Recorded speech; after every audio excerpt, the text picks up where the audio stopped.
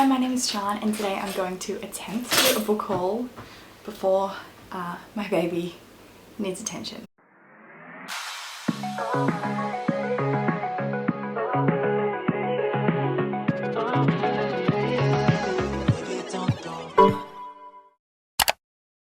So I kind of put myself on a little bit of a book buying ban. So some of these books are from December and presents that I got over Christmas, and then the second half is what I got from secondhand bookshops and op shopping hello in January. And then one book that I bought in February. I didn't want to buy any new books yet this year, but I couldn't resist getting Concrete Rose by Angie Thomas. I did want the hardcover to match my other Angie Thomas books, but I saw the paperback for cheap and I really wanted to read it. So I just couldn't resist and picked this up. This is one that I probably don't need to explain to you what it is. Hi! Okay, so I'm going to start with the books that I was gifted over Christmas, which I'm very thankful for my family for giving me more books to read. So first up, one that loads of people were loving last year, the year before last year, Middle Game by Seanan McGuire. The Wayward Children series, I think it is really popular by this author, but I've also been hearing a lot of things about Middle Game, so I wanted to pick this up and see what it is about. I've never read anything by this author, but I believe this is some sort of fantasy, something to do with twins, I don't really know.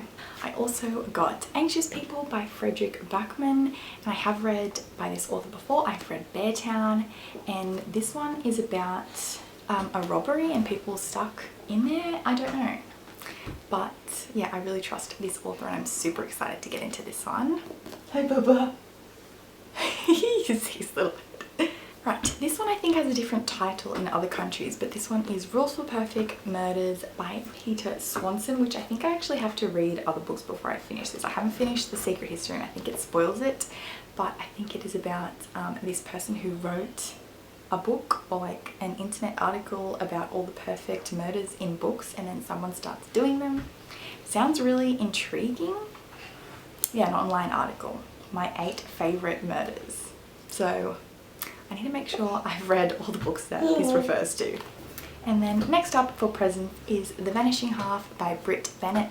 Been hearing heaps about this one recently, and this is a historical fiction about 2 black sisters who, when they become adults, go in different paths, and one lives as a black woman and one is white passing, and I think marries a white person, and I guess it just shows their different lives. I think it's something to do with their daughters. Really excited to read this one though because I've been hearing lots of great things. Some books that I bought in December. I have Forward Me Back to You by Mitali Perkins, and I believe this is to do with adoption. I think it's a young adult story. I don't really know. I don't really want to know too much. This is a really cool cover though, and I found this for really cheap, so I'm keen to get into it. Next up we have Let's Talk About Love by Claire Can, which this is about a girl whose girlfriend broke up with her when she confesses that she's asexual, and then I think there is romance when she meets another person, a guy. Yeah, I'm not going to say I'm really excited about this one because I've said that about all the books, but I'm excited. Are you trying to climb up? The next couple of books I bought for a video, which I don't know if I'm still going to do, but I have The Outsiders by S.E. Hinton, which is a lot shorter than I thought it was going to be. And I also have Challenger Deep by Neal Shusterman, which is this to do with someone with anxiety or panic attacks? I can't remember what exactly. But Neal Shusterman is a very popular author, so excited to check it out. I'm not gonna stop saying that. I need to stop saying that. Yeah. I'm trying to go through these fast if you couldn't tell. Next up I bought, because it was Books with Chloe's Patreon book club book, which I still haven't read, but that's okay. Black Girl Unlimited by Echo Brown. Also one that I've been hearing a lot of things about. I think it's like a contemporary cross kind of fantastical story. Part memoir, part magic. Black Girl Unlimited is a transcendent coming of age story and an unforgettable debut, but loads of people I've seen loving this. So I also got Big Summer by Jennifer Weiner, which is, I think, a romance and something to do with the wedding, I thought it was. Yes, when Drew asks if she'll be her maid of honor at the society wedding of the summer, Daphne is rightfully speechless. So I haven't read a lot of romances recently, but it will be good to read this one. Actually, I should read it now before summer ends in Australia. And lastly, I have Noteworthy by Riley Redgate, which I heard a lot about this years ago. I haven't seen anyone talking about it recently, but I did come across a really cheap copy. So I picked it up, and I think it is like She's the Man, but instead of soccer is like a cappella. So it's like She's a Man crossed with Pitch Perfect. And yeah, it's young adult, so we'll see how we go, because I haven't had the best luck with young adult lately. Okay, I'm gonna have to take a quick break. Oh, hey baby. Okay, next moving on to the secondhand books that I got. Lots of these were like $1 or $2, so very excited. Hello. I don't know if I've forgotten any, but I'll just have to include it in the next haul because we're rushing. I'll start with the books I'm most excited about. First up, the book that I'm reading now. I'm doing a reading vlog for it, hopefully, which is Too Much Lip by Melissa Lukashenko, which I was super excited to find because I went op shopping or thrift shopping right after Australia Day, and on Australia Day I saw this post come up on my Instagram about all these books by Aboriginal Australian authors that you should read, and this was one of the books, and then I saw it the very next day at the op shop for a couple of dollars. So yes, I'm reading this and loving it. Like I said, it's an Aboriginal author about a girl who's been avoiding prison and her hometown, and she has to return because her pop is sick. We'll let you know what I think of this one in that vlog if I ever finish it. Okay, don't knock all the books down. Okay, next up is the most exciting book that I found, My Place by Sally Morgan. I recently saw April from Aprilius Maximus talk about this one. This is like a classic Australian book. I think it's like, it was written like 30 years ago, 20, I don't know. But I saw this hardcover edition at a used bookstore, and when I looked it up, this is like the anniversary edition, and there's like none available anymore, and they're like $100 when they are available. So I was so stoked to find this for a reasonable price. It was $13, but still $13 for a hardcover and an anniversary edition. I'm super excited to read this one. Also another book by an Aboriginal author.